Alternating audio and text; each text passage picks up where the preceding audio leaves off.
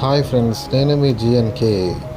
హైదరాబాద్ నుంచి వరంగల్ వెళ్ళే హైవే దారిలో ఎల్లమ్మ టెంపుల్ అని ఒకటి ఉంటుంది. ఆ టెంపుల్కి ఆపోజిట్లో స్వర్ణగిరి అని ఒక టెంపుల్ కొత్తగా కన్స్ట్రక్షన్ చేశారు. హైవే నుంచి 1.5 కిలోమీటర్ డిస్టెన్స్లో మీకు ఎగ్జాక్ట్ తిరుపతిని చూసిన లొకేషన్లా అనిపించే అద్భుతమైన టెంపుల్ని గుర్తించడం జరిగింది.